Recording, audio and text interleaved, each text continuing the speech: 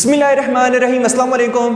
My name is सफ़र एहसान and this is your channel physics का सफ़र। आज हम जिस टॉपिक पर बात कर रहे हैं वो है एंट्रोपी। काफ़ी बच्चों को ये काफ़ी ट्रिकी लगता है, लेकिन इंशाल्लाह आज के बाद ये उनके लिए हलवा मक्खन मलाई हो जाएगा। तो देखते हैं कि हम इस टॉपिक में कौन कौन से पॉइंट्स को डिस्कस करने वाले हैं।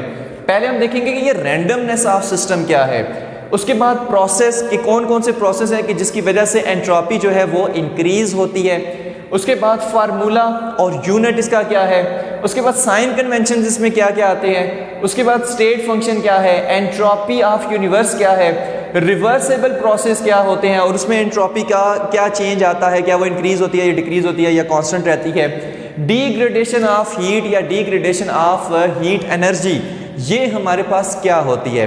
तो सबसे पहले क्या है, एंट्रोपी आ रहा है। सबसे पहले हम देखते हैं कि इसकी डेफिनेशन क्या है, क्योंकि इसकी डेफिनेशन के अंदर ही सारी एंट्रोपी है।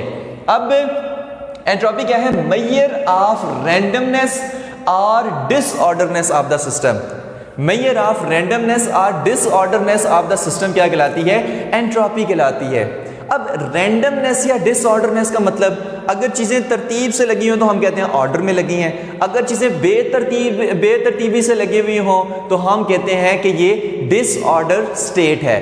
तो मेजर ऑफ डिसऑर्डर और randomness of the system is called entropy. Okay हो गया।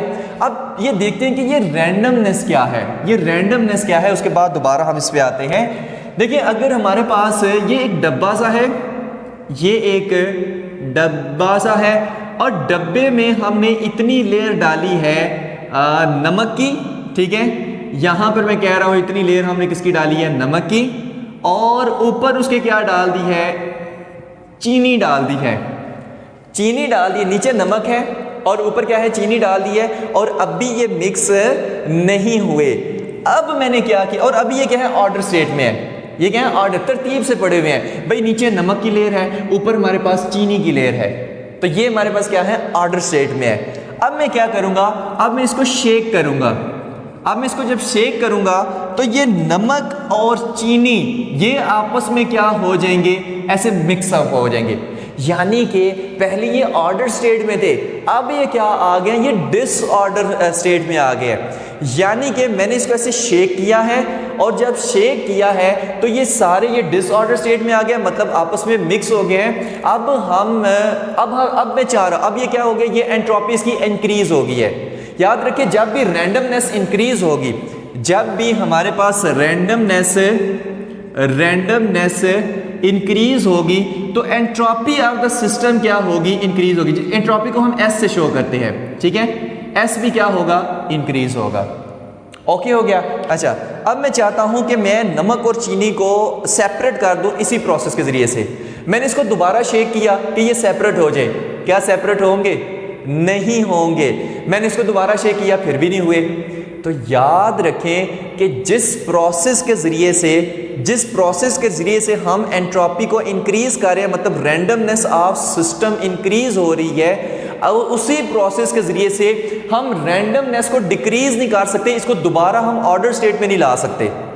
मतलब जिस प्रोसेस के ज़रिए से ऑर्डर स्टेट से हमने इसको डिसऑर्डर स्टेट में लाया है, अब उसी प्रोसेस के जरिए से उसी तरह शेक करने की वजह से हम इसको डिसऑर्डर से दोबारा ऑर्डर स्टेट में नहीं ला सकते। मतलब चीनी को सेपरेट और नमक को सेपरेट नहीं कर सकते इसको दोबारा शेक करके। तो ये हमारे पास क्या है, रैंडमनेस इंक्रीज हुई है, यानी कि एंट्रोपी इसमें इंक्रीज हो गई है। ओके हो गया। इसी तरह एक और एग्जांपल लेते हैं। भाई एंट्रोपी के लिए एक चीज़ याद रखें कि जब भी रैंडमनेस इंक्रीज हो, चाहे वो किसी भी प्रोसेस से हो, रैंडमनेस इंक्रीज हो रही है तो एंट्रोपी इंक्रीज हो रही है, क्योंकि मेजर ऑफ रैंडमनेस और disorderness of system is called entropy. एक और इसकी एग्जांपल लेते हैं। मान लें हमारे पास ये क्या है, आइस है, यहाँ पर ही क्या है, इसमें ये है आइस है, और आइस क्या है कि खुद ब खुद क्या हो रही है, मेल्ट हो रही है, खुद ब खुद क्या हो रही है, मेल्ट हो रही है। अब देखिए, आइस क्या है, सॉलिड है। अब सॉलिड है तो इसमें जो हमारे पास एटम आइंस या मॉलिक्यूल्स होंगे वो क्या होंगे, वो ऑर्डर स्टेट में होंगे। वो क्या होंगे, ऑर्डर स्टेट में होंगे, यानी ऐसे लेयर से बनी हुई होंगी। लेकिन अब जब ये मेल्ट हो के लिक्विड बन जाएगी, आइस मेल्ट होकर क्या बन जाएगी, लिक्विड बन जाएगी, यानी वाटर बन जाएगी। ये हमारे पास क्या है, अब वाटर है। अब मुझे बताएं कि जो मॉलिक्यूल्स हैं क्या अब भी वो ऑर्डर स्टेट में है? नहीं, अब लिक्विड आ गया है, अब वो ऐसे रैंडम मूव कर रहे हैं। अब वो क्या कर रहे हैं, ऐसे रैंडम मूव कर रहे हैं, यानी अब जो मॉलिक्यूल की स्टेट है वो डिसऑर्डर हो गई है। अब वो क्या हो गई है, वो डिसऑर्डर हो गई है। यानी कि जब आइस लिक्विड में चेंज हुई है तो इसमें भी क्या हुआ है, इसमें भी रैंडमनेस इंक्रीज हुई है, यानी कि एंट्रोपी इंक्रीज हुई है। जब भी रैंडमनेस इंक्रीज होगी सिस्टम की तो आपने कहना है entropy of the system increase हो गई है। तो इस सिस्टम में भी आइस में जो मॉलिक्यूल्स हैं वो ऑर्डर स्टेट में होते हैं और लिक्विड में डिसऑर्डर स्टेट में होते हैं, रैंडम होते हैं। ठीक है, रैंडम उनकी स्टेट होती है, तो इसमें हम कहते हैं कि एंट्रोपी इंक्रीज होती है। ओके हो गया, तो ये इस तरह से ये क्या है, रैंडमनेस है। नेक्स्ट जो हम कुछ प्रोसेस उसके देख लेते हैं। अब कैसे कैसे हम इसको एंट्रोपी की जो हमारे पास रैंडमनेस है वो इंक्रीज कर सकते हैं। मान ले कि ये हमारे पास क्या है, एक कंटेनर है और उसमें ये क्या है, गैस मॉलिक्यूल्स हैं। ठीक है, गैस मॉलिक्यूल्स हैं और मैं क्या कर रहा हूँ, इसको नीचे से हीट कर रहा हूँ। मैं क्या कर रहा हूँ, इसको नीचे से हीट कर रहा हूँ। अब जब मैं हीट करूँगा तो ये जो हमारे पास मॉलिक्यूल्स हैं, ठीक है, जो ऐसे ऐसे रैंडम मूव कर रहे थे, अब इनकी रैंडम मोशन और ज़्यादा स्पीड में हो जाएगी, और ज़्यादा क्या हो जाएगी, स्पीड में हो जाएगी, यानी ये और ज़्यादा डिसऑर्डर हो जाएंगे नीचे से हीट देने पे।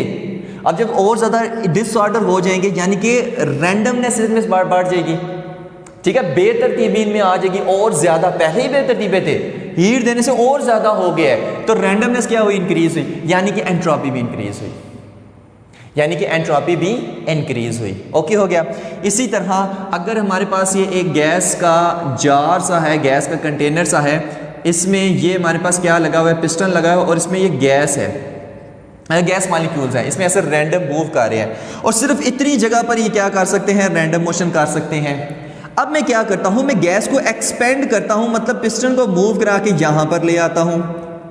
अब जो गैस मॉलिक्यूल है वो ज्यादा जगह पर रैंडम मोशन कर सकते हैं, मतलब कि इधर आ सकते हैं, इधर आ सकते हैं, इधर आ सकते हैं, इधर आ सकते हैं, इधर आ सकते हैं, इधर आ सकते हैं, यानी कि अब ज्यादा जगह पर ऐसे ये रैंडम मोशन कर सकते हैं।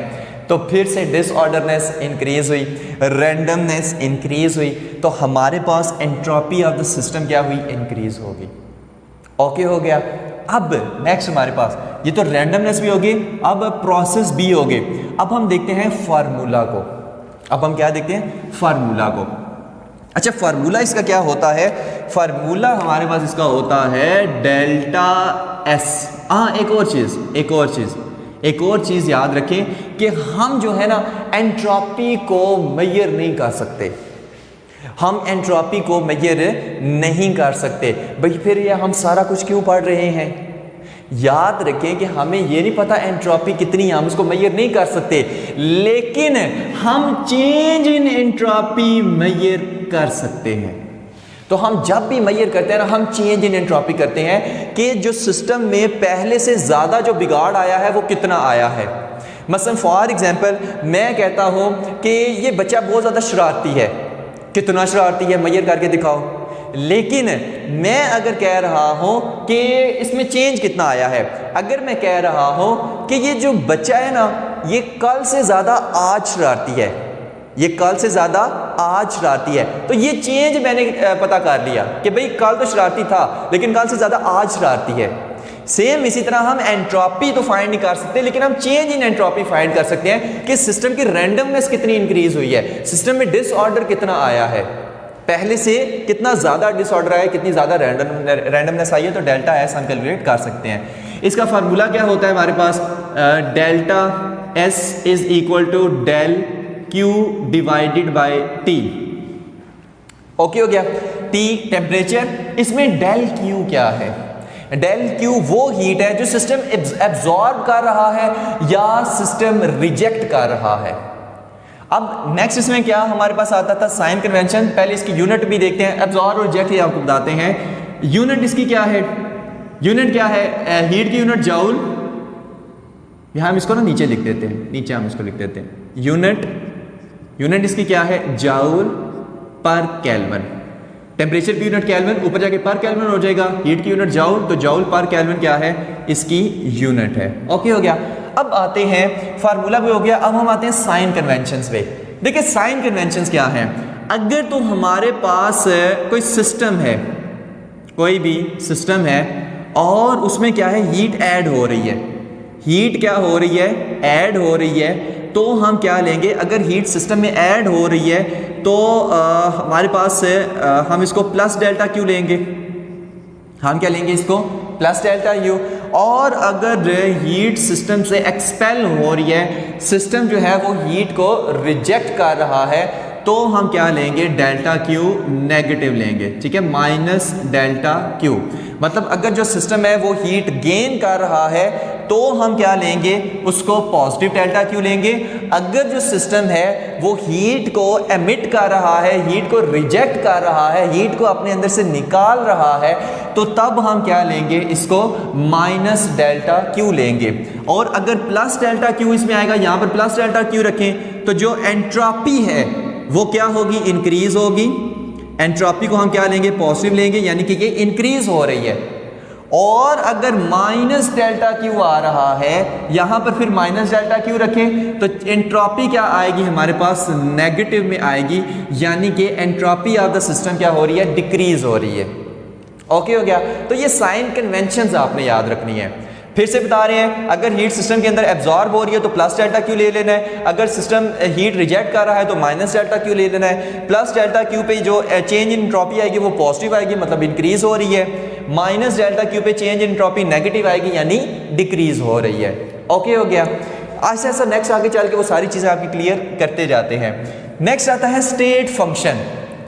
एंट्रोपी क्या है, एंट्रोपी क्या है, एंट्रोपी ये हमारे पास एक ये स्टेट फंक्शन है, ये क्या है, एक स्टेट फंक्शन है। अब स्टेट फंक्शन क्या होता है, स्टेट फंक्शन जो हमारे पास होता है कि जो हमारे पास इंडिपेंडेंट ऑफ पाथ फॉलोड होता है, इंडिपेंडेंट ऑफ पाथ फॉलोड, यानी कि ये हमारे पास स्टेट फंक्शन वो फंक्शन होते हैं कि जो सिस्टम की जस्ट इनिशियल और फाइनल स्टेट पे डिपेंड करते हैं, जो सिर्फ सिस्टम की इनिशियल सॉरी जो सिस्टम की जस्ट इनिशियल और फाइनल स्टेट पे डिपेंड करते हैं। मसलन कि मैं कह रहा हूं कि इस सिस्टम की एंट्रोपी में चेंज आया है, इस सिस्टम की एंट्रोपी में चेंज आया है, इस चीज से स्टेट फंक्शन अगर हो, इस चीज से इसको कोई सरोकार नहीं है कि जो किस प्रोसेस के जरिए से सिस्टम की एंट्रोपी इंक्रीज हुई है, किस प्रोसेस के जरिए से सिस्टम की एंट्रोपी इंक्रीज हुई है, इस चीज से इसे कोई मतलब नहीं है। इससे मतलब है तो सिर्फ एक चीज से कि इनिशियल एंट्रोपी कितनी थी, मतलब delta S is equal to S F minus S I. Initial entropy कितनी थी और जब इंक्रीज हुई है तो फाइनल एंट्रोपी कितनी है, इससे सिर्फ इसको गर्ज होती है। किस तरह से इंक्रीज हुई है इससे कोई गर्ज नहीं है। Independent of path followed, only depend upon initial and final state, बस। ओके हो गया। तो ऐसे को हम क्या, ऐसे फंक्शंस को हम क्या कहते हैं कि ये स्टेट फंक्शंस है। और याद रखें कि पहले जो हमारे पास स्टेट फंक्शन थे वो कौन से थे, पहले जो हमारे पास स्टेट फंक्शंस थे, स्टेट फंक्शन थी कौन से थे, वो हमारे पास टेम्परेचर था state function, pressure state function, volume state function, internal energy state function, 4 थे। अब 5वां एक और आ गया है एंट्रोपी। एंट्रोपी ये क्या है, स्टेट फंक्शन, जो जस्ट इनिशियल और फाइनल स्टेट, फाइनल पॉइंट या फाइनल स्टेट पर डिपेंड करते हैं। किस तरह से इनिशियल से फाइनल पे गया है इससे इनको कोई गर्ज नहीं है, independent of path followed. Okay हो गया। नेक्स्ट हमारे पास आता है कि ये ना आपकी बुक वाले ने ना एक एग्जांपल दी हुई है, हम उसको थोड़ा सा डिस्कस कर लेते हैं। हमारा कपड़ा किधर गया भाई, ये रहा हमारा कपड़ा। मैं इसको ना रेस कर रहा हूँ क्योंकि इसकी अभी हमें कोई ज़रूरत नहीं है। सिर्फ इतना याद रखें कि एंट्रोपी हमारे पास क्या है, एक स्टेट फंक्शन है। तो नेक्स्ट अब हमारे पास ना ये एक सिस्टम है, आपकी बुक में एग्जांपल दी हुई है, इसलिए इसको डिस्कस करना मैं लाजमी समझता हूँ। ये एक सिस्टम है कि जिसका टेम्परेचर है T1, एक ये सिस्टम B है जिसका टेम्परेचर है T2, और मैं कहता हूं कि इसमें जो T1 है वो ग्रेटर देन है T2 से, T1 ग्रेटर है T2 से, इसका टेम्परेचर ज़्यादा, इसका टेम्परेचर कम। तो अब मैं क्या करता हूं, इसको एक कंडक्टिंग रॉड से कनेक्ट कर देता हूं इन दोनों सिस्टम्स को।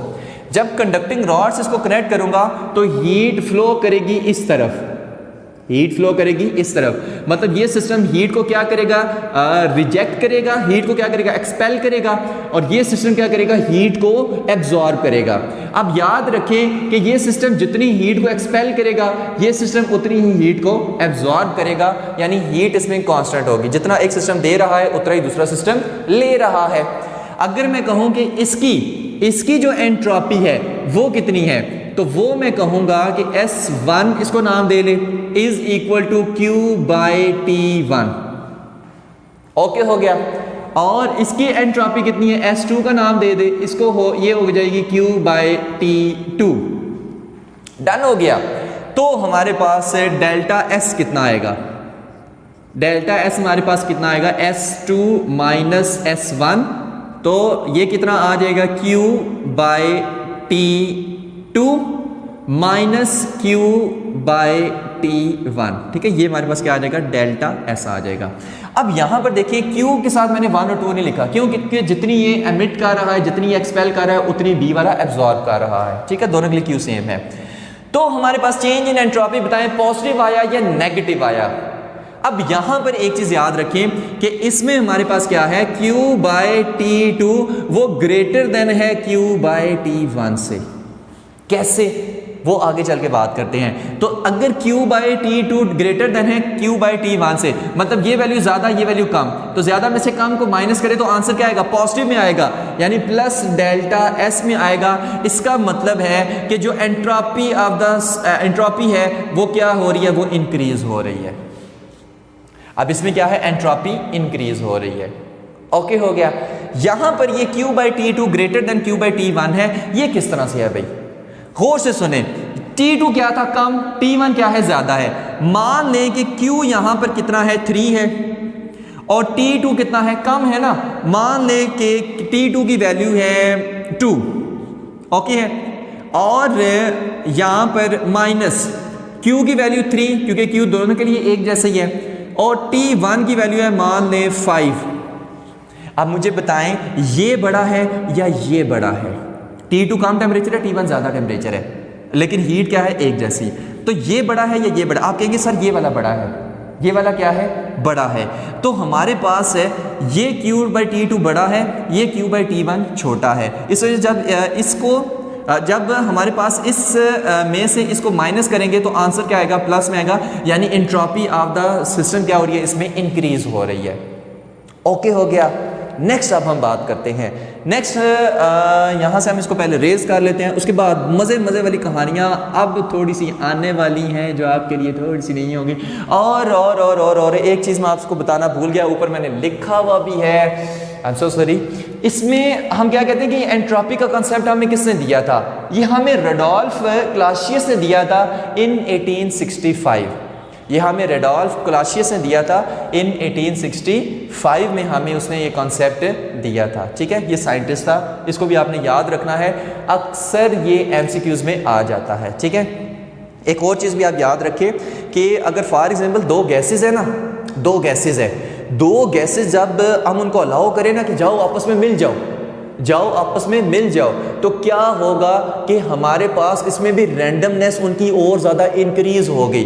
तो जब हम दो गैसेस को अलाउ करते हैं कि आपस में मिक्स हो जाओ, तो तब भी रैंडमनेस इंक्रीज होती है, तो हम कहते हैं एंट्रोपी इंक्रीज हो रही है। ठीक है, तो एक और चीज़ यहाँ पर याद रखें, स्पॉन्टेनियस प्रोसेस, जितने भी स्पॉन्टेनियस प्रोसेस होते हैं ना, स्पॉन्टेनियस प्रोसेस जो खुद ब खुद हो रहे हैं और जिसमें जो रैंडमनेस है वो इंक्रीज हो रही है। ठीक है, ऐसे प्रोसेस के जिसमें रैंडमनेस इंक्रीज होती है उन्हीं को हम क्या कहते हैं, स्पॉन्टेनियस प्रोसेस, और ये क्या हो रहे हैं, खुद ब खुद होते हैं। तो इसमें हमारे पास जो एंट्रोपी होती है वो क्या होती है, वो हमेशा इंक्रीज होती है, इंक्रीज होती है। ये भी याद रखना है। जैसे फॉर एग्जांपल जो हमारे पास बर्फ़ है, मेल्ट हो रही है, खुद ब खुद मेल्ट होकर क्या हो रही है, लिक्विड में चेंज हो रही है, तो ये क्या है, स्पॉन्टेनियस प्रोसेस है, खुद ब खुद हो रहा है। इसमें एंट्रोपी क्या हो रही है, इंक्रीज हो रही है, रैंडमनेस इंक्रीज हो रही है। तो नेक्स्ट हमारे पास आता है entropy of universe. Entropy of universe है। अब अगर मैं कह रहा हूं कि कोई भी सिस्टम है, अब उसे हीट क्या हो रही है, एक्सपेल हो रही है, तो जाहिर है उसकी भी कोई एंट्रोपी होगी उस सिस्टम की। अब अगर हमारे पास वो हीट एक्सपेल हो रही है तो कहाँ जा रही है, किसी और सिस्टम में जा रही है, फॉर एग्जांपल सराउंडिंग में जा रही है, तो उसकी भी एंट्रोपी होगी। तो जब हम टोटल एंट्रोपी को डिस्कस करते हैं ना, तो हम कहते हैं कि जो हमारे पास टोटल एंट्रोपी आ रही है delta S total is equal to, वो हमारे पास होती है entropy, change entropy of system plus entropy, change in entropy of surrounding, change in entropy of surrounding. Okay हो गया। अब अगर हम बात कर रहे हैं कोई भी स्पॉन्टेनियस प्रोसेस की, स्पॉन्टेनियस, ठीक है, कोई भी हम नेचुरल प्रोसेस की बात कर रहे हैं, और नेचुरल प्रोसेस में हम उन प्रोसेस की बात करें जो खुद ब खुद होते हैं। नेचुरल प्रोसेस क्या होते हैं? जो खुद ब खुद हो रहे हैं, हम नहीं कर रहे भाई, खुद ब खुद हो रहे हैं, कुछ स्पॉन्टेनियस प्रोसेस हो रहे हैं। स्पॉन्टेनियस प्रोसेस में हमेशा हमेशा जो चेंज इन एंट्रोपी आता है वो क्या आता है? इंक्रीज में आता है। हमेशा जो एंट्रोपी होती है वो उसमें क्या होती है? वो इंक्रीज होती है। अब किस तरह से इंक्रीज होती है वो चीज़ देखें। अब यहाँ पर ना जो सिस्टम की एंट्रोपी है, सिस्टम की एंट्रोपी है वो डिक्रीज भी हो सकती है और इंक्रीज भी हो सकता है। सिस्टम की एंट्रोपी इंक्रीज हो सकता है सिस्टम की एंट्रोपी डिक्रीज हो। लेकिन जब हम इन दोनों का सम लेंगे, जब हम इन दोनों का सम लेंगे तो हमेशा जो एंट्रोपी आएगी वो इंक्रीज में आएगी, वो डिक्रीज में नहीं आएगी। ये चीज़ याद रखना है कि एंट्रोपी इन नेचुरल प्रोसेस जो खुद ब खुद हो रहे हैं, the entropy will always increase, it can never be decrease. वो हमेशा क्या होगी? इंक्रीज होगी। अब इसी में ना हम कोई प्रोसेस देख के, हम कोई भी प्रोसेस देख लेते हैं। मैं कह रहा हूं अगर मेरे पास ये क्या है, H2O वाटर है, ठीक है, लिक्विड फॉर्म में है, सॉलिड फॉर्म में नहीं है, और ये कन्वर्ट हो रहा है किसमें? आइस में। आइस में, आइस में कन्वर्ट हो रहा है, यानी कि सॉलिड फॉर्म में। H2O में यहाँ पर लिख रहा हूँ H2O, ठीक है, सॉलिड में कन्वर्ट हो रहा है, यानी कि लिक्विड कन्वर्ट हो रहा है आइस के अंदर। अब लिक्विड कन्वर्ट हो रहा है आइस के अंदर, और हमने टेम्परेचर कितना लिया है? -1 degree Celsius, not 0 degree Celsius. मैंने टेम्परेचर कितना लिया है? -1 डिग्री सेल्सियस। अब -1 डिग्री सेल्सियस पे ये जो लिक्विड से जो सॉलिड बन रहा है, ये हमारे पास स्पॉन्टेनियस प्रोसेस होता है। खुद ब खुद जो है वो लिक्विड किस में कन्वर्ट हो रहा होता है? सॉलिड में कन्वर्ट हो रहा होता है। अब इसमें देखते हैं, इसमें अगर मुझे लिक्विड को सॉलिड में कन्वर्ट करना है तो मुझे इस लिक्विड में से हीट को एक्सपेल करना पड़ेगा। इस लिक्विड में से हीट को क्या करना पड़ेगा? एक्सपेल करना पड़ेगा। यानी यहाँ से हीट क्या हो रही है? एक्सपेल हो रही है, जिसकी वजह से ये लिक्विड सॉलिड में चेंज हो रहा है। तो इसकी जो एंट्रोपी आएगी, इसकी जो चेंज इन एंट्रोपी आएगी वो क्या आएगी? नेगेटिव आएगी। यानी कि इसमें जो एंट्रोपी है वो डिक्रीज हो रही है, यानी एंट्रोपी ऑफ सिस्टम क्या हो रही है? डिक्रीज हो रही है, नेगेटिव में आएगी। लेकिन यहां से हीट निकल के जा किधर रही है? सराउंडिंग में। तो जो सराउंडिंग बहुत बड़ी वो बड़ी सराउंडिंग है, तो जो सराउंडिंग की एंट्रोपी होगी ना वो मच पॉजिटिव आएगी। ये तो मान लिया एंट्रोपी डिक्रीज हो रही है भाई, नेगेटिव में आएगी, लेकिन जो सराउंडिंग की एंट्रोपी है इसके मुकाबले में वो मच पॉजिटिव आएगी, जिसकी वजह से ये जो कंप्लीट आंसर होगा ना ये पॉजिटिव में आएगा। ओके हो गया। सिस्टम की देखो तो नेगेटिव है, ओके है, लेकिन जब हम इन दोनों को प्लस करेंगे तो हमेशा आंसर पॉजिटिव में आएगा। यानी इस केस में भी जो हमारे पास चेंज इन एंट्रोपी, जो टोटल चेंज इन एंट्रोपी है वो इंक्रीज हो रही है। इसको हम एंट्रोपी ऑफ यूनिवर्स भी कहते हैं कि जो यूनिवर्स की एंट्रोपी है विल ऑलवेज इंक्रीज। ये हमेशा क्या हो रही है? वो इंक्रीज हो रही है। ओके हो गया। लेकिन इरिवर्सिबल प्रोसेस की हम इसमें बात कर रहे हैं, आगे हम रिवर्सिबल में भी देखेंगे क्या होगा। ठीक है, तो हमारे पास क्या होता है, इसको हम एंट्रोपी ऑफ यूनिवर्स भी कहते हैं। इसको टोटल लिख दें या आप कह लें कि एंट्रोपी ऑफ यूनिवर्स। ठीक है, स्पॉन्टेनियस प्रोसेस हो रहा है, इसमें entropy of universe will always increase, हमेशा इसमें क्या होगी? इंक्रीज होगी। तो ये था हमारे पास जो हमारे पास है एंट्रोपी ऑफ यूनिवर्स। अब नेक्स्ट हम देखते हैं, ये जो हमारे पास है ना अगला जो आपकी वो ग्रीन कलर की डेफिनेशन लिखी है उसमें आपकी टेक्स्ट बुक में, उसमें हम डिस्कस करते हैं कि second law of thermodynamics in terms of entropy. अब सेकंड लॉ ऑफ थर्मोडायनामिक्स क्या कहता है कि अगर हमारे पास कोई हीट है, सोर्स में क्या है, सोर्स हमें हीट प्रोवाइड कर रहा है, अब उस हीट से क्या होगा, कुछ ना कुछ वर्क होगा। अब कुछ ना कुछ वर्क होगा, क्या सारी की सारी हीट वर्क में कन्वर्ट हो जाएगी? नहीं, कुछ हीट क्या चली जाएगी, सराउंडिंग में चली जाएगी। इसका मतलब है अगर कुछ हीट वो सराउंडिंग में जा रही है, इसका मतलब है एंट्रोपी क्या हो रही है, इंक्रीज हो रही है। एंट्रोपी क्या हो रही है, इंक्रीज हो रही है। तो हमारे पास second law of thermodynamics in terms of entropy हम देखते हैं कि if a system undergoes a natural process, if a system है अंडरगोज अ नेचुरल प्रोसेस, ठीक है, ये नेचुरल प्रोसेस है हमारे पास, स्पॉन्टेनियस प्रोसेस हमारे पास ये हो रहा है। If a system undergoes a natural process, कोई भी नेचुरल प्रोसेस हो रहा है जो खुद ब खुद हो रहा है, it will go in a direction that cause the entropy of the system plus entropy of the system plus entropy of the surrounding या entropy of the environment to increase। फिर से मैं इस डेफिनेशन को पढ़ रहा हूं। If a system undergoes a natural process, natural process है, natural process, it will go in a direction that cause the entropy of the system plus entropy of the surrounding to increase. ठीक है, तो जब हम इन दोनों को plus करेंगे तो आंसर क्या आएगा, इंक्रीज में आएगा। डन हो गया। अब हम देखते हैं नेक्स्ट चीज। इसी तरह अगर हम चाय की बात कर रहे हैं, चाय क्या हो रही है, ठंडी हो रही है। चाय जब बिल्कुल गर्म है ना, चाय जब बिल्कुल गर्म है तो उसके जो मॉलिक्यूल है वो काफ़ी ज़्यादा रैंडमनेस हालत में है, काफ़ी ज़्यादा वो स्पीड पे मोशन कर रहे हैं। लेकिन जब चाय हम ठंडी हो रही है, यानी कि हीट क्या कर रही है, उसमें से हीट को वो सराउंडिंग में ट्रांसफ़र कर रही है, हीट का ट्रांसफ़र हो रहा है, हीट का क्या हो रहा है, ट्रांसफ़र हो रहा है। तो हम कहेंगे कि जो चाय के जो मॉलिक्यूल्स हैं वो ऑर्डर स्टेट में आहिस्ता आहिस्ता आ रहे हैं, मतलब कम रैंडमनेस की तरफ आ रहे हैं, यानी एंट्रोपी क्या हो रही है, डिक्रीज़ हो रही है। रैंडमनेस कम होगी, एंट्रोपी डिक्रीज़ होगी। लेकिन हीट किधर जा रही है, सराउंडिंग में, एंट्रोपी वहाँ पर क्या हो रही है, इंक्रीज़ हो रही है। तो अब जब हम एंट्रोपी ऑफ सिस्टम लेंगे, मतलब वो जो चाय है, और प्लस जब एंट्रोपी ऑफ सराउंडिंग लेंगे, तो जब इन दोनों को प्लस करेंगे तो हमेशा आंसर पॉजिटिव आएगा, क्योंकि ये तो मान लिया नेगेटिव आ रहा है, लेकिन ये हमारे पास मच मच मच पॉजिटिव आएगा। तो जब हम दोनों को प्लस करेंगे तो हमारे पास आंसर क्या आएगा, एंट्रोपी पॉजिटिव आएगा, यानी ओवरऑल जो एंट्रोपी ऑफ यूनिवर्स होगी, ओवरऑल जो एंट्रोपी ऑफ यूनिवर्स होगी वो क्या हो रही है, वो इंक्रीज हो रही है, वो क्या हो रही है, इंक्रीज हो रही है। ठीक है, तो ये हमारे पास है एंट्रोपी ऑफ द क्या, एंट्रोपी ऑफ यूनिवर्स है। ओके हो गया। नेक्स्ट हम देखते हैं रिवर्सेबल प्रोसेस। ये रिवर्सेबल प्रोसेस कहाँ पर हम इसको देखें, हम यहाँ पर इसको देख लेते हैं, रिवर्सेबल प्रोसेस।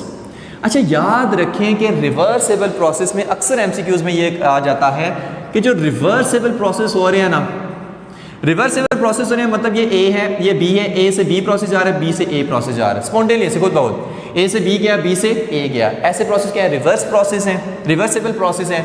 इनमें जो एंट्रोपी होती है वो क्या होती है, वो कांस्टेंट होती है। इनमें एंट्रोपी क्या होती है, कांस्टेंट होती है, जितनी हीट वो ले रहा है उतनी वो दे रहा है। ठीक है, एंट्रोपी क्या है, टोटल जो एंट्रोपी होगी वो क्या होगी, कांस्टेंट होगी, और इनमें जो चेंज इन एंट्रोपी होती है वो जीरो आती है।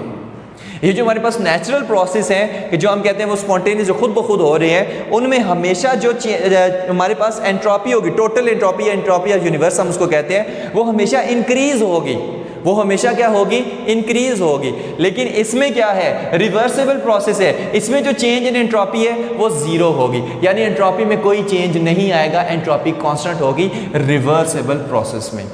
ये भी एक चीज याद रखनी है। नेक्स्ट हमारे पास आता है लास्ट, इसका पॉइंट है डिग्रेडेशन ऑफ हीट, कि इससे क्या मतलब है, डिग्रेडेशन ऑफ हीट।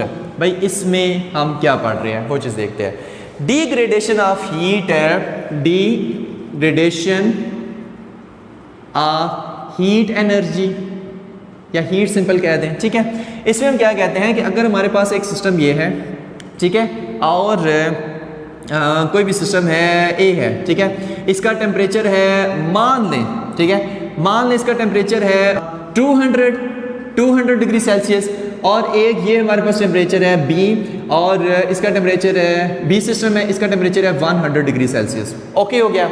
अब देखिए यहाँ पर टेम्परेचर हाई है, यहाँ पर टेम्परेचर लो है, और जब दो टेम्परेचर का डिफरेंस हो तो हम क्या कर सकते हैं, वर्क करवा सकते हैं। हम सेकंड लॉ ऑफ थर्मोडायनामिक्स में पढ़ के आ चुके हैं, high temperature reservoir, low temperature reservoir, temperature का डिफरेंस हो तो हम इंजन से वर्क करवा सकते हैं। ओके हो गया। लेकिन जब मैं इन दोनों को ऐसे कनेक्ट कर दूंगा तो हीट क्या करेगी, ए से बी की तरफ जाएगी। जब ए से बी की तरफ हमारे पास जाएगी तो कुछ देर के बाद क्या हो जाएगा, इसका टेम्परेचर मान लें हो जाएगा 150 डिग्री सेल्सियस, इसका भी कितना हो जाएगा बढ़ के, क्योंकि हीट इधर जा रही है तो इसका कितना हो जाएगा 150 डिग्री सेल्सियस।